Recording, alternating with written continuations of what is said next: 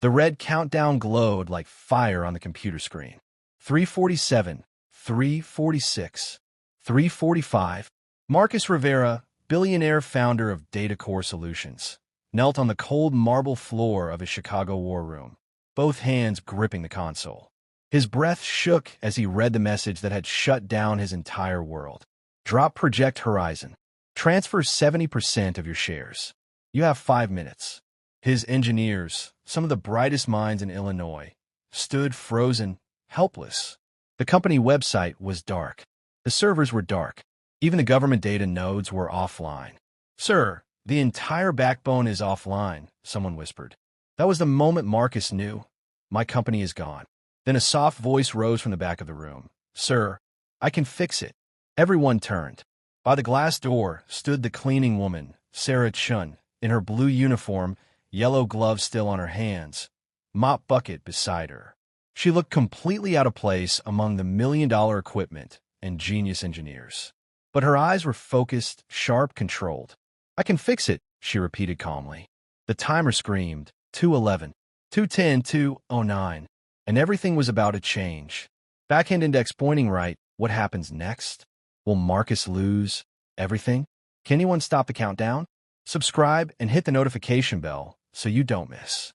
Drop a comment below. Where are you watching from? Let's build this community together. The morning had started like a dream for Marcus Rivera. Chicago glittered under soft morning sunlight as his black town car turned into the downtown business district. People on the sidewalks pointed at the DataCore Solutions building like it was a monument.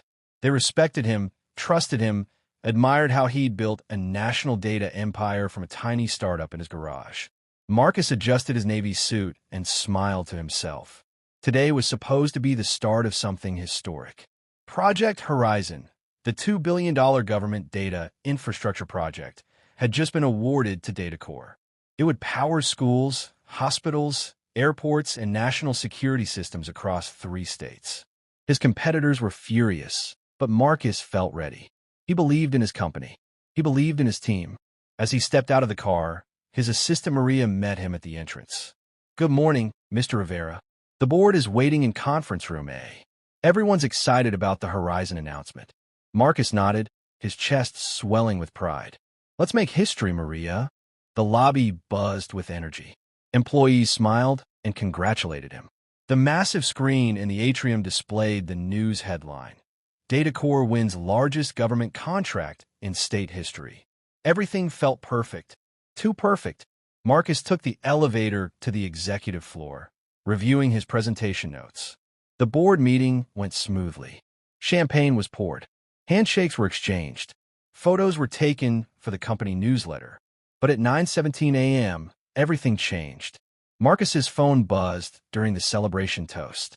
It was Tom Hudson, his chief technology officer. "Marcus, we have a situation. Security alert in Sector 7. Marcus excused himself and stepped into the hallway. "What kind of alert?" "Intrusion attempt. We blocked it, but it was more sophisticated than usual." Marcus frowned. "Run a full diagnostic. I'll be down in 5 minutes." He returned to the board meeting, but something gnawed at him. The celebration suddenly felt hollow. By 10:03 a.m., his phone rang again.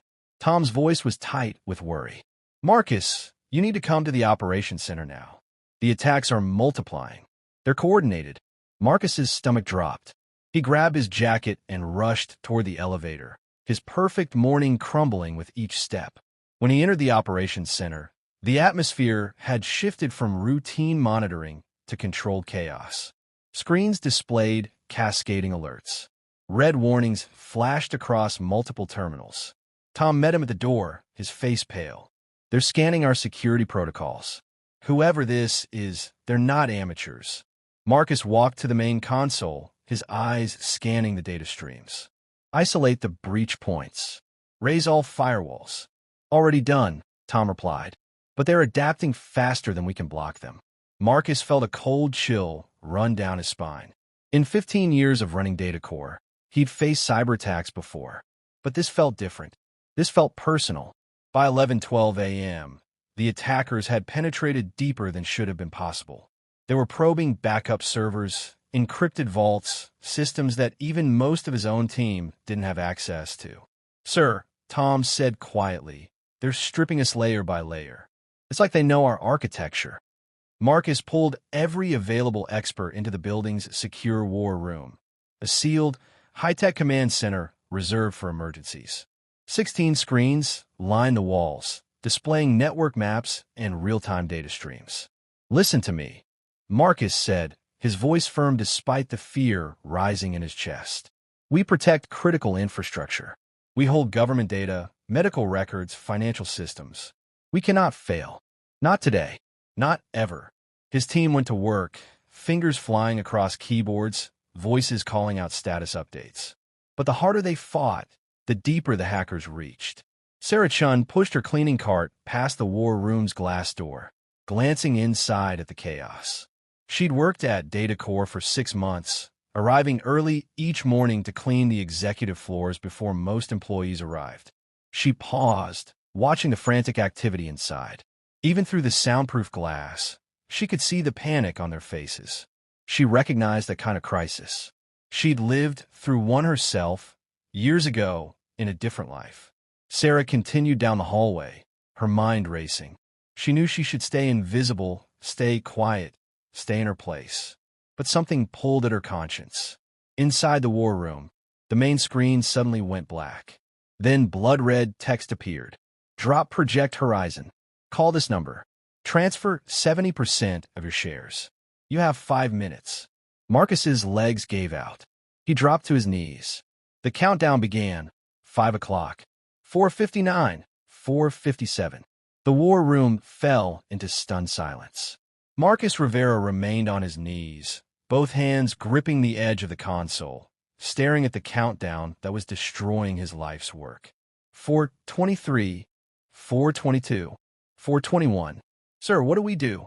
Tom Hudson's voice cracked with desperation. Marcus's mind raced through impossible options. If he paid the ransom, he'd lose control of his company anyway. If he didn't pay, the hackers would destroy everything.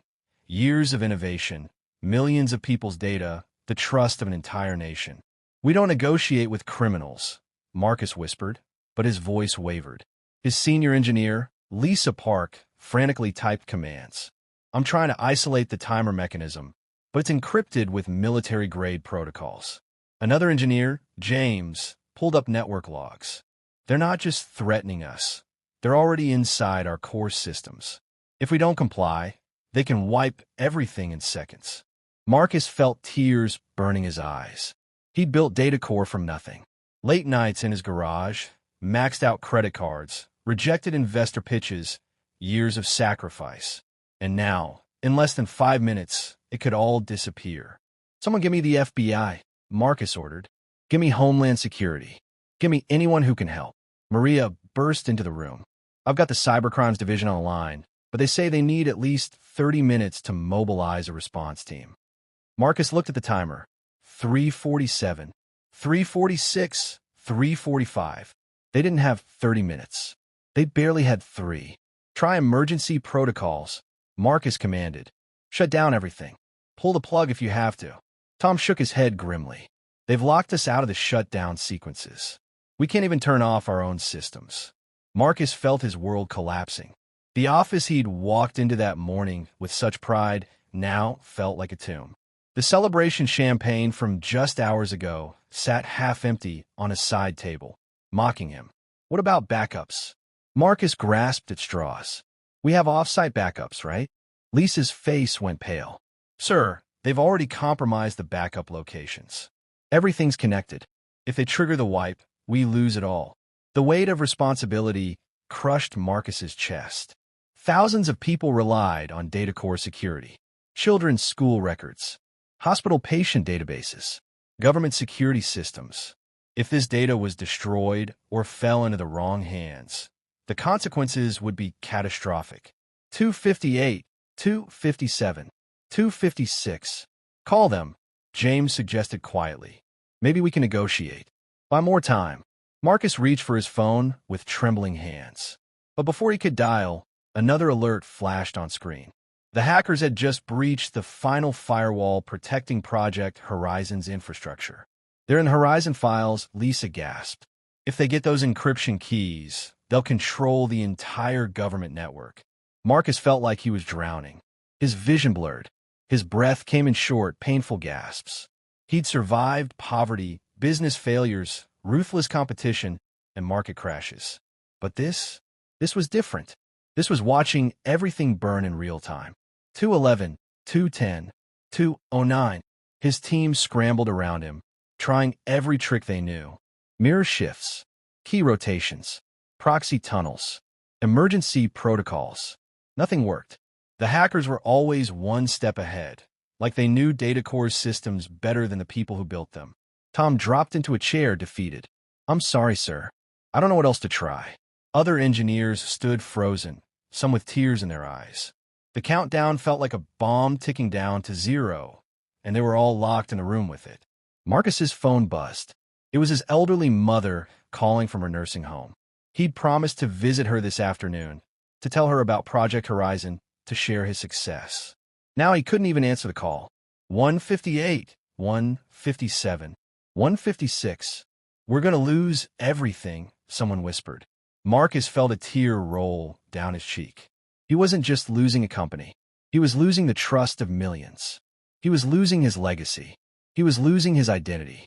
Then, cutting through the despair like a blade of light, came a voice from the doorway. Sir, I can fix it. Every head in the room turned sharply. Standing by the glass door was Sarah Chun, the cleaning woman, in her blue uniform with mud-stained gloves, a mop bucket beside her. She looked completely out of place among the million-dollar equipment and genius engineers. But her eyes held something none of them had anymore. Certainty. I can fix it, she repeated, her voice steady and calm. The war room erupted in confusion and anger. What? James scoffed from his workstation. Ma'am, please, this is a secure facility. Another engineer waved dismissively. We don't have time for this. Someone escorted her out. But Sarah Chun didn't move. She stood in the doorway, her expression calm despite the chaos, her eyes fixed on the countdown timer. 143, 142, 141. I can fix it, she said again, her voice quiet but unwavering. Marcus looked up from the floor, tears still wet on his cheeks. Something in her voice stopped him. Not arrogance, not bravado, just simple, honest certainty. What's your name? He asked hoarsely. Sarah Chun. You've handled something like this before? She nodded once. Yes, sir. Tom Hudson stepped forward, frustration boiling over. With all due respect, Marcus, we can't waste precious seconds on. How sure are you? Marcus interrupted, his eyes locked on Sarah's face. She glanced at the screen. Sure enough to know you have 90 seconds left. The brutal honesty of that statement hit everyone like cold water. Marcus had built his fortune on reading people, on trusting his instincts when data couldn't tell him everything. And right now, looking at this cleaning woman who'd somehow walked into his worst nightmare, his instinct screamed one word. Trust her. 118, 117, 116. Move, Marcus said, climbing to his feet. Tom froze.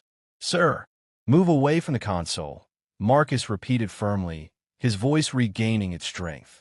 Let her try. The room exploded in protest. You can't be serious. Sir, this is insane. We're a cybersecurity company. We can't let a janitor. Move. Marcus's voice thundered through the room, silencing everyone. With disbelief etched on their faces, the engineers stepped aside. Sarah walked to the main console. She didn't remove her cleaning gloves. She didn't hesitate. She didn't ask for explanations or tutorials. She simply began typing. Her fingers moved across the keyboard so fast they blurred. Commands appeared on screen in rapid succession, strings of code that made the engineers lean forward, confused and captivated. 058, 057, 056. What is she doing? Lisa whispered. Sarah opened a terminal window none of them recognized, bypassing their standard security tools entirely. She was drilling deeper into the system's foundation, into layers most of them didn't even know existed. Talk to us, Tom said urgently. What are you seeing? Sarah's fingers never stopped moving. The attackers didn't just break in, she explained, her voice steady despite the pressure. They hid themselves inside your monitoring system. You've been fighting ghosts while they became the walls. Marcus felt his breath catch. That would explain why every countermeasure failed. They'd been attacking shadows while the real threat was embedded in their own security infrastructure. 032, 031, 030. 30 seconds, James announced, his voice tight with fear. Sarah's typing accelerated. Lines of code cascaded down the screen like a digital waterfall. She was writing something, a program, an algorithm, building it in real time under impossible pressure. She's creating a counterworm. Lisa breathed, recognition dawning. Oh my God, she's writing it from scratch. The technique was brilliant and terrifyingly risky. One wrong character, one misplaced bracket, and the entire system could collapse even faster. 018, 017, 016. Sweat beaded on Sarah's forehead, but her hands remained steady. She hit enter with decisive force. New windows exploded across all 16 screens. Data streams, reverse direction. Warning lights flickered from red to amber. 009, 008, 007. It's working, Tom whispered in disbelief. The virus is being isolated. Sarah's fingers flew through a final sequence, her yellow gloves somehow not hindering her precision. She executed one last command and leaned back. 003, 002, 001. The timer hit 0. For one eternal heartbeat, nobody breathed. The screens froze. The room held its collective breath. Then a loud beep echoed through the war room. The data core homepage burst back to life across the main screen, glowing healthy green. System indicators flickered on one by one. Server status, online. Database integrity, secure. Network status, protected. For 3 seconds, no one moved. No one spoke. Then the room erupted. We're live, James shouted, checking his terminal frantically. Everything's back. Lisa dropped to her knees. Oh my God, it's working. It's all working. Tom grabbed the nearest person and hugged them. She did it. She actually did it. The entire building seemed to feel the shift. A dying heart suddenly finding its rhythm again. Life flooding back into what moments ago had been a corpse. But Marcus didn't shout or celebrate. He simply stared at the glowing green screen, then at the woman standing calmly at the console in her cleaning uniform, and whispered one word. Ow! The celebration around Marcus felt distant, like he was underwater. His team hugged each other, checked systems, made frantic phone calls to restore external connections. But Marcus couldn't look away from Sarah Chun. She stood at the console, quietly removing her yellow cleaning gloves, her expression unreadable. No pride, no smugness, just quiet exhaustion. Sarah, Marcus said softly, walking toward her. How did you do that? She pointed at the monitor with a steady finger. I isolated the rootkit they'd planted in your monitoring software. Then I starved their access point by rerouting their connection through a dummy network. When they tried to force a mirror swap to regain control, I fed them a dead spine, an exact copy of your system architecture, but completely hollow. They thought they were inside your live network, but they were actually attacking a shadow. The engineers had gone silent again, listening with dropped jaws. Tom blinked rapidly. You starved their access point? In under 2 minutes? Yes. You built a functioning dummy network on the fly. Yes. And you traced the infiltration source in real time while doing all that. Yes. Her answers were simple, almost shy, like she was describing how to make coffee rather than performing what might be the most impressive cybersecurity feat any of them had witnessed. Marcus felt his knees weaken. That's genius-level work. Sarah looked down at her gloves in her hands. I only did what was needed, sir. But she wasn't finished. Sarah reached for a paper that had printed from a side terminal during her work. She handed it to Marcus. This is the rest. Marcus took the sheet, and his breath caught in his throat. Inside help, he whispered, reading the data. Yes, sir. Tom grabbed the sheet from Marcus's trembling hands. His eyes widened as he scanned the IP traces internal route logs, and digital fingerprints. This signal, Tom's voice shook. It's coming from inside Chicago. He looked up, face pale. From Tech Vault Industries. Marcus finished the thought, his voice cold as ice. Owned by Richard Stone. The room fell into shocked silence. Richard Stone was Marcus's biggest competitor, the man who'd publicly sworn that Datacore would regret winning Project Horizon. The man who'd told reporters just last week, some companies rise too fast and fall even faster. And now his company's digital fingerprints were all over the attack that nearly destroyed Datacore. Marcus felt rage burn through his chest, replacing the fear and despair with something harder, sharper. He looked at Sarah with new eyes. You traced them back to the source? Yes, sir. Down to the device level. Can you prove in court? Yes, she repeated quietly. The room erupted again, this time with gasps and excited murmurs.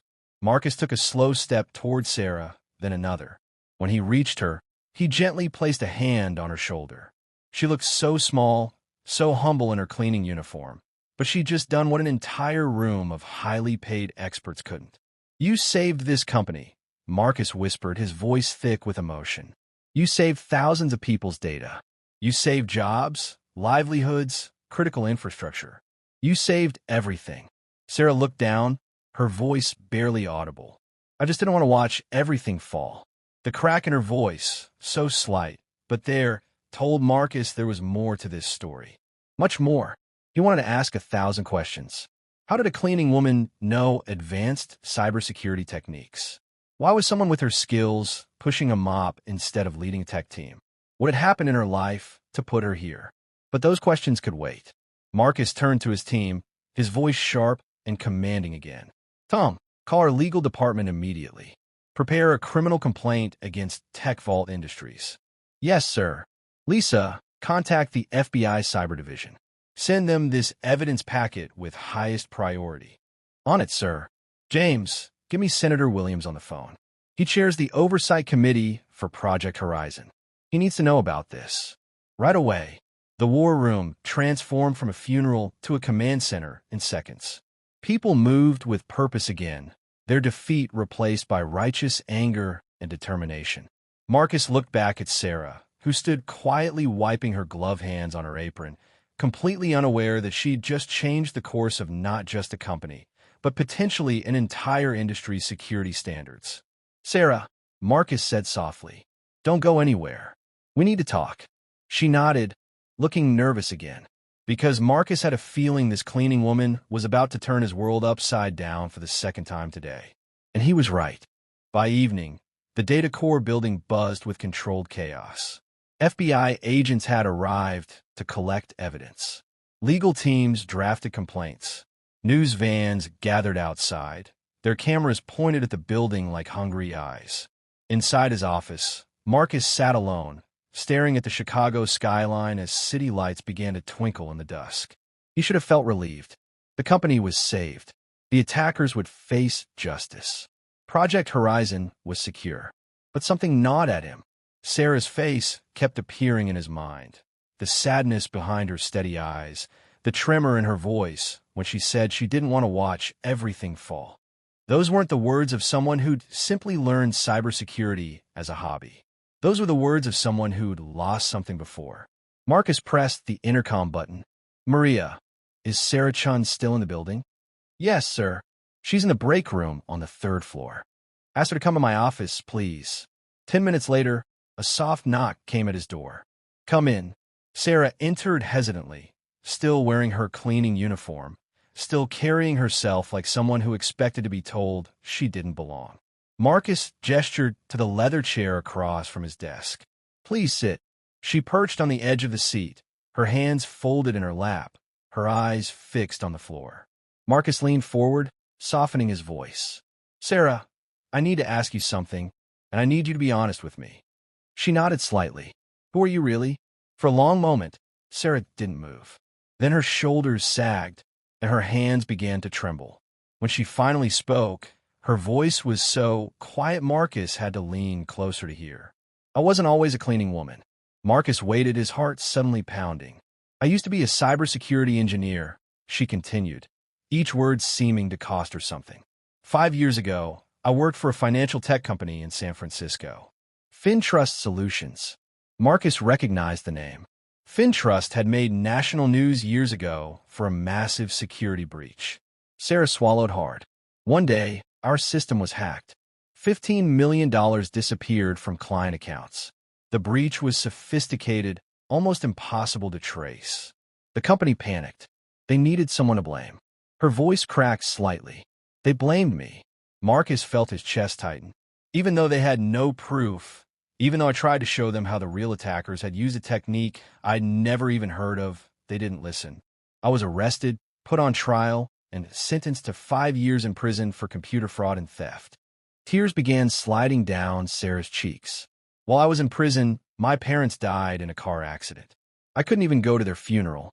My uncle sold our family house to pay for appeals that went nowhere. Everyone, friends, colleagues, everyone said I brought shame to the family. When I was finally released 2 years ago, I had nothing. No home, no references, no one who would hire me. Marcus felt like someone had punched him in the stomach. I lived in a shelter for 8 months, Sarah whispered. I applied for hundreds of jobs, but my criminal record came up every time. No one wanted me. No one believed me. I started to stop believing in myself. She wiped her face with the back of her hand. When Datacore posted a job for cleaning staff 6 months ago, a position that didn't require a background check, I took it. It was the only way I could survive. I figured if I kept my head down, worked hard, stayed invisible, maybe I could just exist. The weight of her story settled over the room like a heavy blanket. Marcus stood slowly and walked around the desk. He crouched down beside her chair so their eyes were level. Sarah, he said gently, why didn't you tell anyone here what you could do? She shook her head, fresh tears falling. Who would believe me? I'm an ex-convict. I'm nobody. And I'd stopped believing I deserved anything better. Marcus felt his own eyes burning. This brilliant woman had been crushed by a system that failed her, blamed for a crime she didn't commit, stripped of her dignity and her future. And today, she'd save his company anyway. Listen to me very carefully, Marcus said softly but firmly. Today you saved more than a company. You saved thousands of people's livelihoods. You saved critical infrastructure. You saved me. Sarah looked at him with eyes full of pain and hope and fear all mixed together. Marcus made a decision that felt as natural as breathing. Starting tomorrow, you will not be a cleaning woman anymore. Her breath caught. You will be the new chief security officer of Datacore Solutions. Sarah's eyes went wide with shock.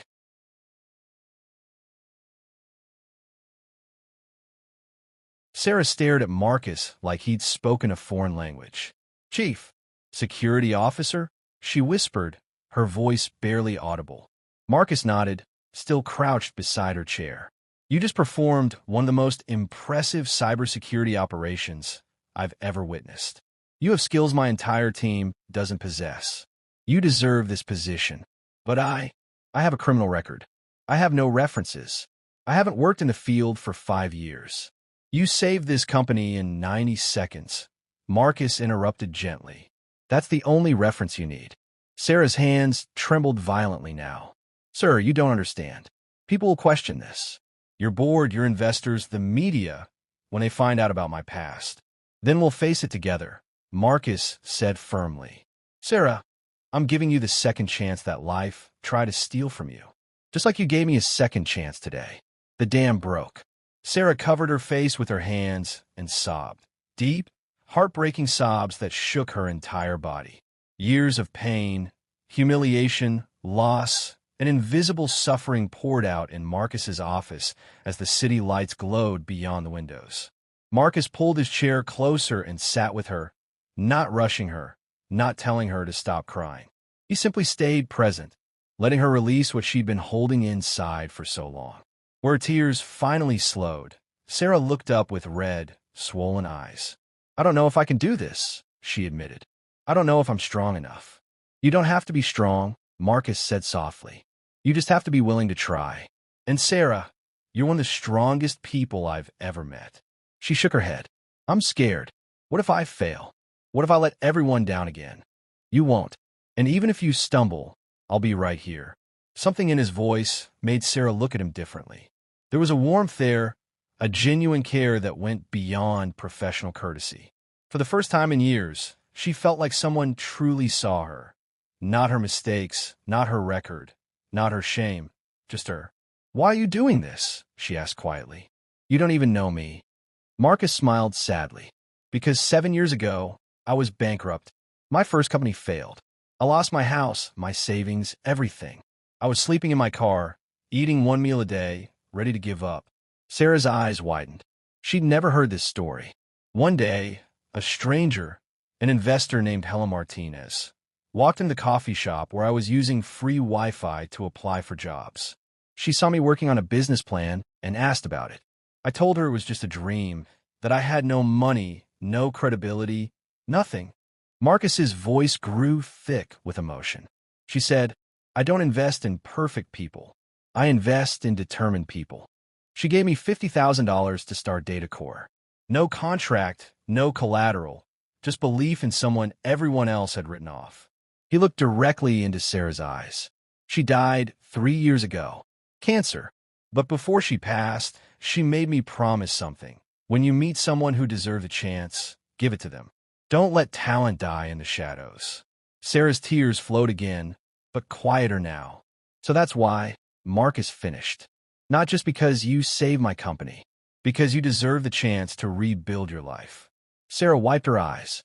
When she spoke again, her voice was stronger. "If I do this, if I accept, I need to do it the right way. No special treatment. No shortcuts. I need to prove I belong here." Marcus smiled. "I wouldn't expect anything less. And I need to tell the truth about my past. I won't hide it anymore." "We'll face it together," Marcus repeated. Sarah took a deep, shaky breath and slowly nodded. "Okay. Yes, I'll do it." Marcus stood and extended his hand. She stood too, taking it. His handshake was firm, warm, sealing a promise that felt bigger than just a job offer. "Welcome to the executive team, Chief Chun." The title sounded strange to her ears, foreign and wonderful at the same time. As Sarah left his office that night, walking through the Datacore lobby where she'd pushed a mop just hours earlier, she felt something she hadn't felt in 5 years. Hope. But neither of them knew that outside the building, in a car across the street, someone was watching through binoculars. Someone who'd just made a phone call. Someone who was very unhappy about what had happened today. And that someone had plans to make sure Sarah Chun never got comfortable in her new position. The next morning felt surreal to Sarah Chun. She walked into Datacore wearing a professional navy blue suit that Marcus had arranged for her through his assistant, Maria. Her hair was styled neatly. She carried a leather briefcase instead of a mop bucket. When she stepped into the lobby, several security guards did a double take. "Ms. Chun," one of them said, surprised. "You look wow." Sarah smiled nervously. "Thank you, David." The elevator ride to the executive floor felt like ascending into another world. When the doors opened, Maria was waiting with a warm smile. "Good morning, Chief Chun. Mr. Rivera is waiting for you. He wants to introduce you to the senior team." Chief Chun. The title still felt impossible. Marcus met her at the door of the main conference room, where the department heads had gathered. When Sarah entered, conversation stopped. People stared. "Everyone," Marcus announced, his voice clear and proud. "I want you to meet our new Chief Security Officer, Sarah Chun." Confused murmurs rippled through the room. Tom Hudson, the CTO who'd been skeptical yesterday, stood up. "Marcus, can we talk privately?" "Anything you want to say can be said here," Marcus replied calmly. Tom glanced at Sarah uncomfortably.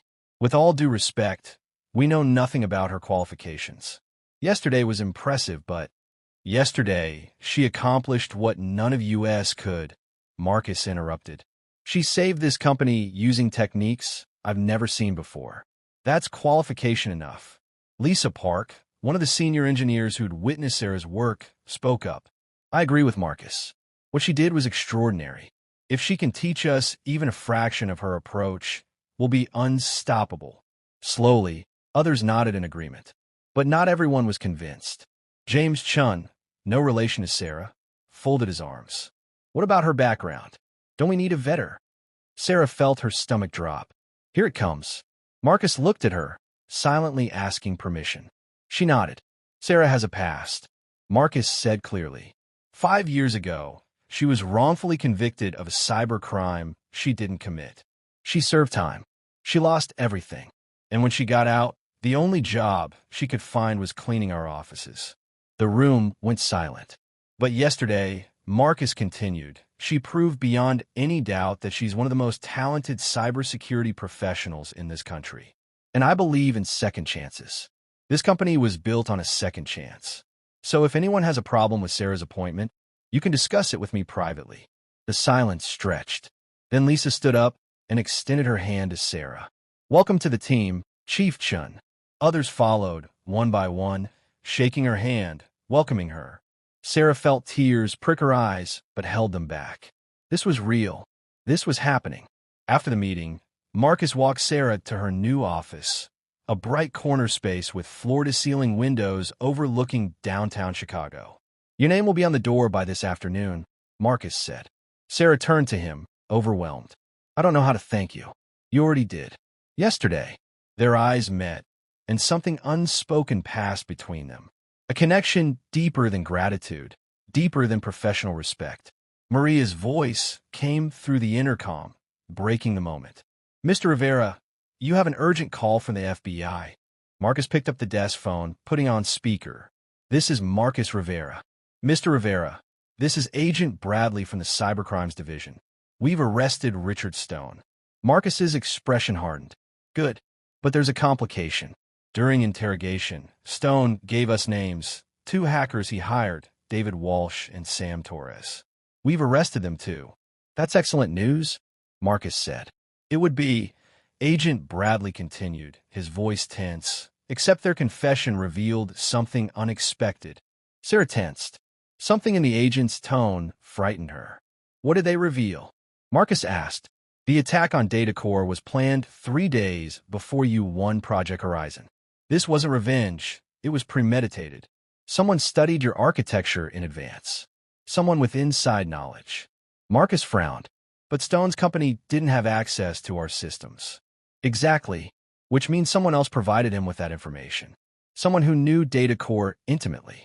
Sarah's hands started shaking. Agent Bradley continued. We found something else in the hackers' phones. A message sent days before the attack. It said, make sure everything traces back to her. She'll take the fall again. Sarah gasped, covering her mouth. Marcus's face went pale. Her? Who? The message mentioned a former cybersecurity engineer with a criminal record.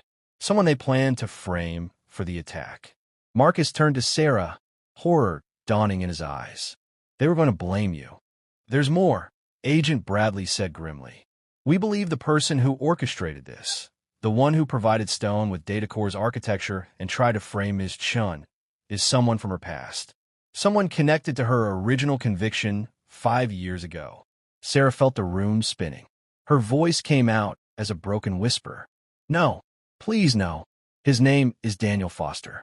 He was the lead investigator in your original case, Ms. Chun, and he disappeared yesterday when we started making arrests. The phone slipped from Marcus's hand. Daniel Foster, the man who'd built the case against Sarah 5 years ago, the man who'd testified against her, the man who destroyed her life, and now he was coming for her again. The FBI arrived at Datacore within the hour. Agent Bradley, a stern-faced man in his 50s, set up a command station in the main conference room.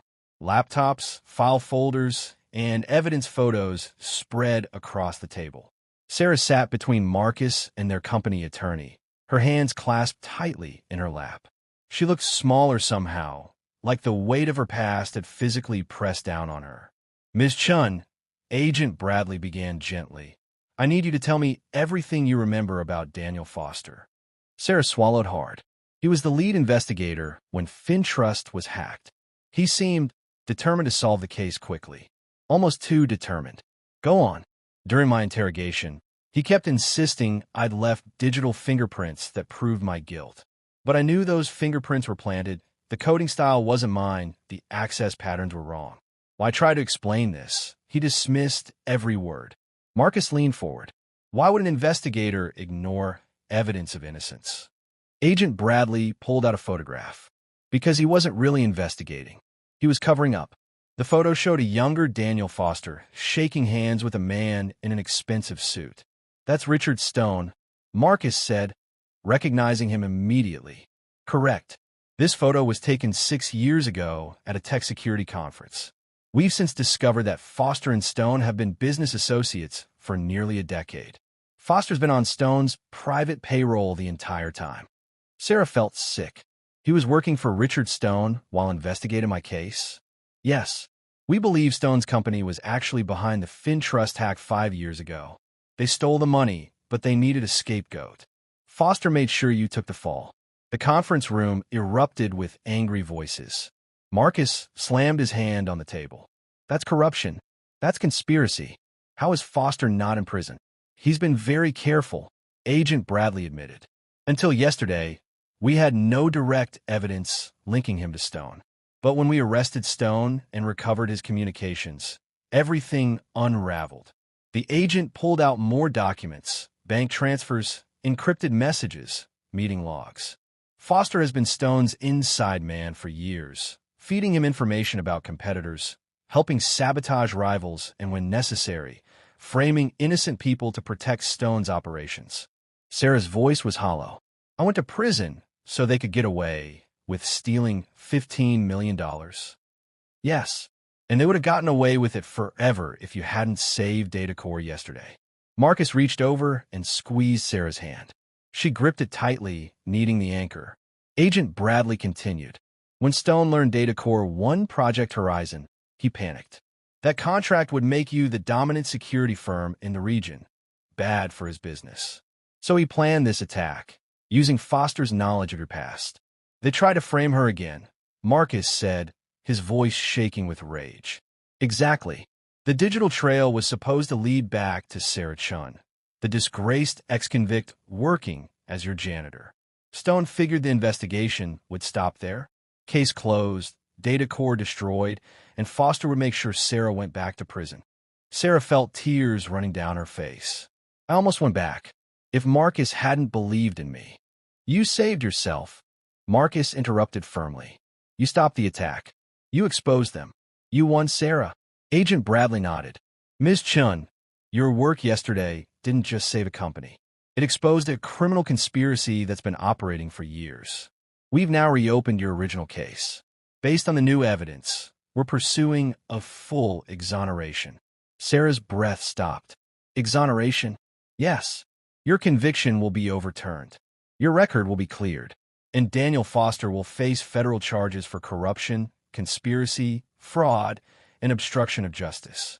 The weight that Sarah had carried for 5 years, the shame, the guilt, the invisible brand of criminal, suddenly lifted. She doubled over, sobbing with relief. Marcus wrapped his arms around her, letting her cry into his shoulder. "Where's Foster now?" Marcus asked the agent. Agent Bradley's expression darkened. "That's the problem. He fled when the arrest started. We tracked him to O'Hare Airport, but he boarded a private plane before we could intercept him." Marcus tensed. "Where did he go?" "Mexico. And this morning, we received intelligence that he accessed Datacore systems remotely through a backdoor he'd planted." Sarah pulled away from Marcus, alarm in her eyes. "What did he access?" Agent Bradley hesitated. "Project Horizon's backup files. Your master encryption keys. Everything needed to compromise the entire government infrastructure." The room fell into shocked silence. Marcus stood abruptly. "If he uploads those keys, the entire state's data network could collapse," Agent Bradley finished. "Hospitals, emergency services, government systems, everything." Sarah wiped her tears and stood, her voice suddenly steady. "How long do we have?" "Intelligence suggests he's meeting with buyers tonight. Once that data is sold, it's over." Marcus looked at Sarah. "What do we do?" She met his eyes, and he saw the transformation. No longer the scared woman who'd cleaned his floors. No longer the broken convict. This was the warrior who'd saved his company. "We go get him," Sarah said simply, "and we end this." 12 hours later, Sarah Chun sat in the back of a government SUV racing through the streets of Tijuana, Mexico. Beside her, Marcus checked his laptop for the 10th time. "Are you sure about this?" Sarah nodded, her jaw set with determination. Foster knows my work better than anyone. If we send in agents who don't understand his systems, he'll detect them and trigger the upload immediately. I have to be the one to stop him. Agent Bradley, driving, glanced in the rearview mirror. We've located Foster's position. He's in a warehouse near the harbor, a known dark web marketplace hub. Our surveillance shows he's meeting buyers at midnight. Sarah checked her watch. 11:07 p.m. They had less than an hour. The drive through Tijuana felt surreal. Neon lights, crowded streets, the distant sound of music mixing with their tense silence. Sarah had never imagined her second chance would lead here, to a covert operation in a foreign country. Marcus reached over and took her hand. You don't have to do this. We can find another way. She squeezed his hand back. Yes, I do. Foster destroyed 5 years of my life. He tried to destroy my future too. This ends tonight. The conviction in her voice made Marcus's chest swell with pride and fear in equal measure. They pulled up 2 blocks from the warehouse. A tactical team was already in position, Mexican federal agents cooperating with the FBI. Agent Bradley briefed them quickly. Foster is in the main floor office with 3 potential buyers. He has the data core files on a secure server. Once the transaction completes, he'll upload the encryption keys to an encrypted server, and we'll lose our chance to contain them. Where do we get in? Marcus asked. There's a service entrance on the east side. We've cut their security cameras, but you'll have maybe 5 minutes before Foster realizes something's wrong. Sarah pulled on a tactical vest, her hand steady now. She'd crossed from fear into focus, a state she remembered from her years as an engineer before everything fell apart. Marcus suited up beside her, ignoring Agent Bradley's protests. Sir, you're a civilian. You should stay here. She's not going in there alone, Marcus said firmly. Sarah looked at him, something warm flooding her chest despite the danger. You don't have to. Yes, I do. Marcus interrupted, echoing her earlier words. We finished this together. Their eyes locked, and in that moment, surrounded by armed agents preparing for a raid, something shifted between them. This wasn't just about business anymore. This wasn't just about justice. This was personal, for both of them. At 11:43 p.m., they moved.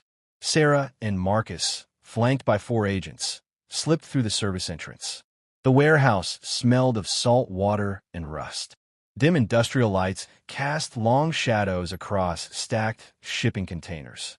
They could hear voices ahead, Foster's distinctive tone carrying through the cavernous space. The encryption keys give you complete access to the government network. Medical databases, financial systems, security protocols, everything. $3 million, and it's yours. Sarah's jaw clenched. He was selling out an entire state's infrastructure like it was a used car. Agent Bradley signaled, 2 minutes. They crept closer, using the containers as cover. Through a gap, Sarah could see Foster standing before a laptop, 3 men in expensive suits examining the screen. How do we know this is legitimate? One buyer asked. Foster smiled coldly. Because I designed the security system that's supposed to protect it, and I know exactly how to break it. Rage burned through Sarah's veins. He'd helped frame her, destroyed her life, and was now bragging about it to criminals. She started to move forward, but Marcus caught her arm. Wait for the signal, he whispered. But then disaster struck. Foster's laptop beeped. He frowned, typing rapidly. Someone's attempting to access my system remotely. One of the buyers pulled a gun. Is this a setup? No. Foster's face went pale as he stared at the screen. Someone's inside my network. There. Agent Bradley's voice crackled through Sarah's earpiece. He's detected us. Move now. The tactical team burst through the main entrance with shouts of federal agents. Chaos erupted. The buyers scattered. Gunshots rang out. Marcus pulled Sarah behind a container as bullets pinged off metal. But Foster wasn't running. He was typing frantically on his laptop. He's uploading the keys. Sarah shouted. She broke from cover, sprinting toward Foster's position. Marcus ran after her, heart pounding. Foster looked up, saw Sarah, and his face twisted with recognition and hatred. You, he snarled. You should be rotting in prison. Sarah dove forward, tackling him away from the laptop. They hit the ground hard. Foster tried to throw her off, but years of rage gave Sarah strength she didn't know she had. Marcus reached the laptop, but the screen showed a progress bar. Upload, 67%, 68%, 69%. Sarah, he shouted. How do I stop it? She pinned Foster with her knee and yelled over her shoulder. Alt, F4, then force quit the encryption protocol. It's the red terminal window. Marcus's fingers flew across the keyboard. 78%, 79%, 80%. Foster laughed beneath Sarah, blood on his teeth. You're too late. Even if you stop this upload, I have backups. You'll never be free of me. Sarah leaned close to his face, her voice ice cold. Watch me. 85%, 86%. Marcus found the terminal, typed the kill command. 90%, 91%. He hit enter. The screen froze. Then, upload terminated. Connection severed. Foster screamed in rage. Agents swarmed in, pulling him away from Sarah, cuffing his hands. Sarah stood slowly, breathing hard, staring at the man who destroyed her life. It's over, Foster, she said quietly. You're finished. As agents dragged him away, Foster twisted back, his voice venomous. You think this changes anything? You're still nobody. You'll always be the convict who... Agent Bradley cut him off. Daniel Foster, you're under arrest for conspiracy, fraud, corruption, international cybercrime, and attempted terrorism. You have the right to remain silent. I suggest you use it. Foster's protests faded as they pulled him outside. Sarah stood in the empty warehouse, Marcus beside her, both breathing hard. It's over, Marcus said softly. Really over. Sarah nodded, tears streaming down her face. It's over. Marcus pulled her into his arms, and she collapsed against his chest, crying tears of relief, exhaustion, and finally, freedom.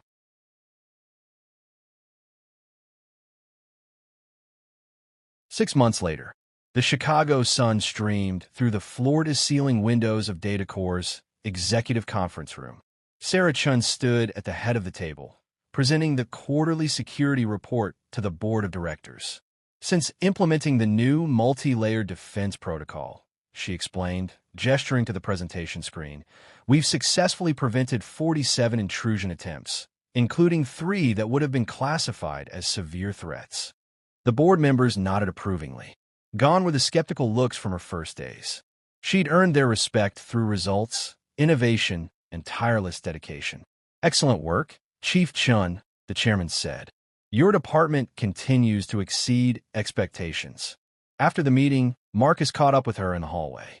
You were brilliant in there. Sarah smiled, still feeling a flutter when he looked at her that way. I had a good teacher who believed in me. No, Marcus said softly. You always had it in you. I just gave you the space to remember. Their relationship had evolved slowly over the past 6 months. From professional respect to friendship to something deeper, neither had rushed it. Both had been hurt by life in different ways. Both needed time to trust again. But trust had grown. And with it, something beautiful. Are you ready for this afternoon? Marcus asked. Sarah took a deep breath. As ready as I'll ever be. That afternoon, Sarah stood in a federal courthouse in San Francisco, the same building where she'd been convicted 5 years earlier. This time, the outcome was different. Judge Martinez reviewed the documents before her. Based on newly discovered evidence of prosecutorial misconduct and conspiracy to commit fraud, this court hereby overturns the conviction of Sarah Chun for all charges. Your record is expunged. Ms. Chun, you are fully exonerated. The gavel came down. Sarah's knees buckled. Marcus, sitting behind her, caught her shoulders, steadying her. You're free, he whispered. Completely free. Reporters crowded outside the courthouse. Sarah's story had become national news. The wrongfully convicted engineer who saved a major corporation and exposed a massive conspiracy. Ms. Chun, how does it feel to be exonerated? A reporter called out. Sarah paused on the courthouse steps, Marcus beside her, and spoke into the microphones. For 5 years, I carried shame that didn't belong to me. I was told I was a criminal, a fraud, someone who couldn't be trusted. I started to believe it. Her voice grew stronger. But today proves something important. Your past mistakes, or in my case, false accusations, don't define your future. Second chances are real. Redemption is possible. And sometimes, the people who seem invisible are the ones who change everything. Applause erupted from the crowd that had gathered. That evening, Marcus took Sarah to the rooftop garden of his penthouse apartment overlooking Lake Michigan. The sunset painted the sky in brilliant oranges and purples. "I have something to ask you," Marcus said nervously. Sarah turned, curious. In 6 months, she'd never seen him nervous. He took her hands. "Sarah, when you walked into that war room in your cleaning uniform, you didn't just save my company. You changed my life. You reminded me what courage looks like, what integrity means, what real strength is." Her heart began racing. These past months working with you, getting to know you, watching you rebuild your life with such grace and determination, I've fallen completely in love with you. Tears filled Sarah's eyes. Marcus slowly knelt on one knee, pulling a small velvet box from his pocket. "Sarah Chun, will you marry me?" She gasped, hands covering her mouth, tears streaming down her face. "Yes," she whispered, then louder, "Yes. Yes, Marcus, yes."